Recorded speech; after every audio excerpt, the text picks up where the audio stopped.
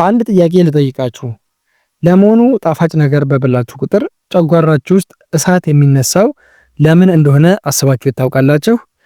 ብዙዎቻችን በእውነቱ ለምላሳችን የሚሰጠውን ቅጽበታዊ እርካታ እንጂ ያ ጣፋጭ ምግብ ጨጓራችን ውስጥ ገብቶ የሚፈጥረውን አስከፊ ትርምስና ጥፋት ግን አስተውለነው አናውቅም። ዛሬ የምነግራችሁ መረጃ ምናልባትም የዛሬውን ጣፋጭ ምግባችሁን ዛሬውኑ እንድትሰርዙ ሊያደርጋችሁ ይችላል። ስኳር በጨጓራችን ውስጥ ምን አይነት መርዝ እንደሚረጭ፣ ለምን የቃጠሎና የመንፋት ስሜት እንደሚፈጥርብን፣ እንዲሁም ደግሞ ሳናውቀው የጨጓራ ቁስለታችንን እንዴት እያባበሰብን እንደሆነ በዝርዝር አመላክታችሁ እወዳለሁ። ጨጓራችሁ ዛሬ እርዳታ እየጠየቃችሁ ነው። ስለዚህ ይህንን ስውር ገዳይ በሚገባ አውቃችሁት ራሳችሁን ከስቃይ የምትታደጉበትን እውነታ አብረን እናያለን። እስከ መጨረሻው አብራችሁን ስትቆዩ በስተመጨረሻ ደግሞ ችላ በምትሉት ጊዜ የምትወርቁበትን የጤና ችግር ትማሩበታላችሁ። ስለዚህ ቻናሉን ሰብስክራይብ፣ ሼር፣ ላይክ እንደዚሁም ደግሞ ኮሜንት እያደረጋችሁ ተከታተሉኝ። መልካም ቆይታን ተመኘሁላችሁ። ወደ ዝርዝር መረጃው እንለፍ። ጣፋጭ ነገር በበላችሁ ቁጥር ጨጓራችሁ ውስጥ የሚፈጠረው አስደንጋጭ ትርምስ ለምን አሲድ ወደ ላይ እንደሚገፋንና ቁስለታችን ለምን በፍጹም ሊድን እንዳልቻለ የሚገልጸውን ሳይንሳዊ ምስጢር አሁን በዝርዝር የምነግራችሁ ይሆናል። ጣፋጭ ምግቦችን ስንመገብ ለምላሳችን የሚሰጡት ደስታና ለጨጓራችን የሚሰጡት ስቃይ ሰማይና ምድር ናቸው። ይህ ችግር እንዴት እንደሚከሰትና በውስጣችን ምን እየሰራብን እንደሆነ በዝርዝር የምናየው ጉዳይ ነው። ለምሳሌ በቀዳሚነት ወይም አንደኛው ከፍተኛ የአሲድ ምርት እንዲኖረን ያደርጋል። ብዙዎቻችን የጨጓራ ቃጠሎና ቁስለት ሲያስቸግረን ማለት ነው የምንወቅሰው ቅመማ ቅመምንና ቃሪያን ብቻ ቢሆንም ትልቁና ስውሩ ጠላታችን ግን በየቀኑ በደስታ የምንመገበው ጣፋጭ ምግብ ነው። ጣፋጭ ነገር ወደ ሆዳችን ሲወርድ ጨጓራችን ያንን ስኳር ለመስበር ብሎ እጅግ ኃይለኛ የሆነ የአሲድ ጎርፍ እንዲያመነጭ ይገደዳል። ይህ እንደ እሳተ ገሞራ የሚገነፍለው አሲድ ምግቡን ብቻ ሳይሆን ራሱን የጨጓራውን ስስ መከላከያ ግድግዳ በመብላትና በማኩሰል ሰውነታችን በገዛ አሲዱ ምክንያት እንዲለበለብ ያደርገዋል። ይህ የአሲድ መትረፍረፍ ደግሞ የጨጓራና የጉሮሮ መገናኛ በርን ያላለዋል። ከዛም አሲዱ ወደ ላይ ተመልሶ እንዲፈስና የደረት ቃጠሎ እንዲፈጠርባቸው ያደርጋል።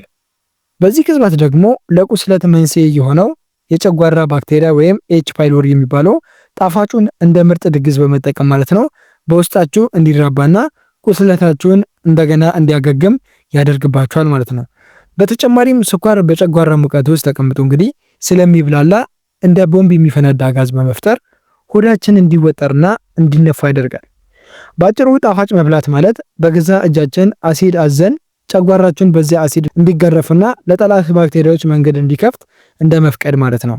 ስለዚህ ዳግመኛ ጣፋጭ ነገር ስትመገቡ ምላሳችሁን ሳይሆን ጨጓራችሁ የሚከፍለውን ከባድ ዋጋ ማሰብ ይኖርባቸዋል ማለት ነው።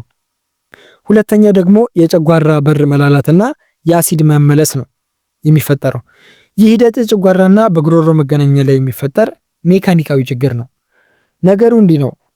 በጨጓራችንና በጉሮሮአችን መገናኛ ላይ ስፔንክላር የሚባል ልክ እንደ አንድ አቅጣጫ በር የሚያገለግል አንድ ጡንቻ አለ። የዚህ በር ዋና ስራ ምግብ አንዴ ወደ ጨጓራ ከገባ በኋላ ተመልሶ ወደ ላይ እንዳይወጣ አጥብቆ መዝጋት ብቻ ነው። ሆኖም ግን ጣፋጭ ምግቦች በተለይ እንደ ስኳር የበዛባቸው ቸኮሌቶች፣ ኬኮችና ለስላሳ መጠጦች ግን ይህንን በር የሚያለሰልሱ ኬሚካላዊ ምልክቶችን ያስተላልፋሉ። ጣፋጭ በበላን ቁጥር የበር ጥንካሬውን እያጣ ይመጣል። ከዚያም በደንብ ሳይዘጋ ላላ ብሎ መከፈት ይጀምራል ማለት ነው። በዚህ ጊዜ እንግዲህ ሶስት ነገሮች መከሰት ይጀምራሉ። የመጀመሪያው የአሲድ መፍሰስ ነው። ይህም ደግሞ ቀደም ሲል በጣፋጩ ምክንያት በከፍተኛ ሁኔታ የተመረተው አሲድ በሩ ክፍተት ስላገኘ ብቻ ወደ ላይ ወደ ጉሮሮ መፍሰስ ይጀምራል። ሁለተኛው የደረት ቃጠሎ ይከሰትባቸዋል ወይም ሃርት በርን የምንለው ማለት ነው።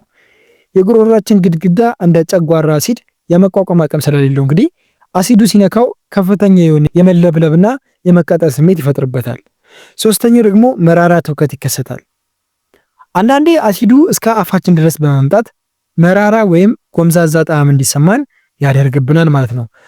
ባጭሩ እንግዲህ ጣፋጭ መብላት ማለት የጨጓራችሁን ጠባቂ በር ቁልፍ ሰርቆ እንግዲህ ለአሲዱ መንገድ እንደመክፈት ይቆጠራል። ለዚህ ነው ጣፋጭ ከበላችሁ በኋላ ብዙ ሰዎች ደረቴን አቃጠለኝ የሚሉት ማለት ነው። ሶስተኛው ነጥብ ደግሞ የጨጓራ ባክቴሪያ እንዲፈጠር ያደርግባቸዋል። የጨጓራ ቁስለት መድኃኒት እየወሰዳችሁ እንኳን ጣፋጭ መብላት ማለት በአንድ እጅ እሳት እያጠፉ በሌላኛው እጅ ደግሞ ቤንዚን እንደማርከፍከፍ መሆኑን ማወቅ ይኖርባቸዋል።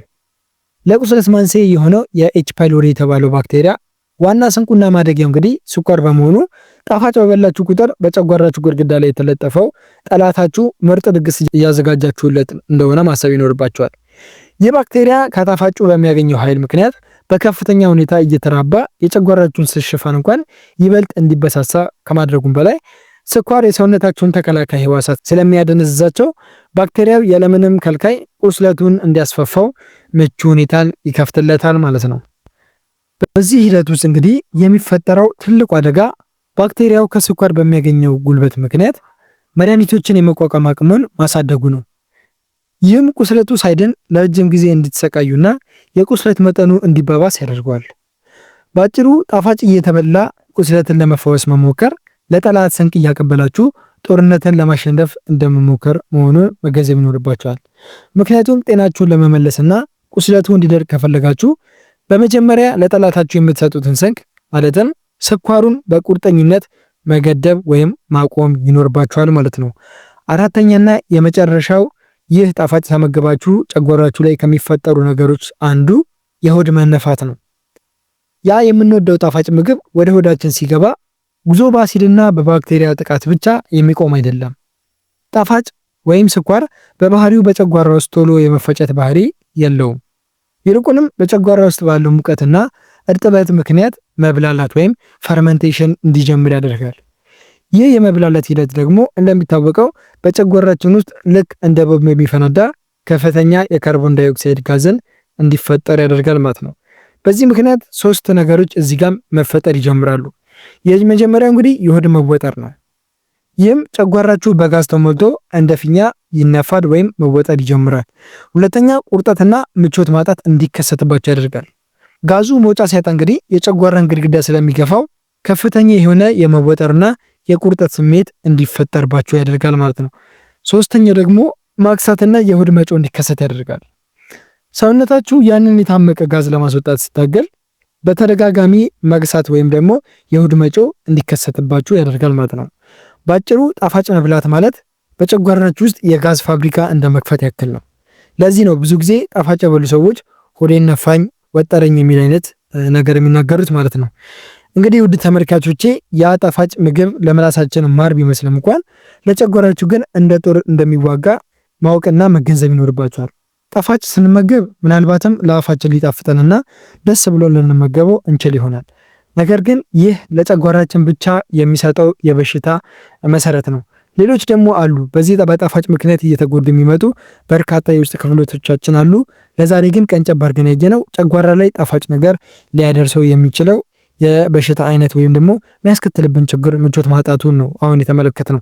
እንግዲህ ከእሳተ ገሞራ እስከ ባክቴሪያ ድግስ እንዲሁም እስከ ሆድ መነፋትና ቁስለት ድረስ ጣፋጭ ምግብ በጤናችን ላይ የሚያስከትላቸውን ጥፋት በሚገባ አይተናል፣ ተመልክተናል ብዬ አስባለሁ።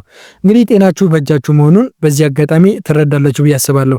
ስለዚህ ጨጓራችሁን ለመታደግ ከዛሬ ጀምሮ ከጣፋጭ ምግቦች በመራቅ ራሳችሁን እንድትጠብቁ መልእክቴን አስተላልፋለሁ። የዛሬው መረጃ ጠቃሚ ሆኖ ካገኛችሁት እንግዲህ ለወዳጅ ዘመዶቻችሁ ሼር ማድረጋችሁን እንዳትረሱ። እንዲሁም መሰል የጤና መረጃዎቼ ሁል ጊዜ እንዲደርሷችሁ ደግሞ ቻናሉን ሰብስክራይብ በማድረግና የደውል ምልክቱን በመጫን ቤተሰብ ሁኑ። ላለውኝ አስተያየት ወይም ጥያቄ ካላችሁ ከታች በኮሜንት መስጫ ላይ ጻፉልኝ። ስለተከታተላችሁኝ ከልብ እጅግ አድርጌ በጣም አመሰግናለሁኝ። ሌላ ጊዜ አዲስ የጤና መረጃ ይዤላችሁ እመለሳለሁኝ። ሰላም ሁኑ።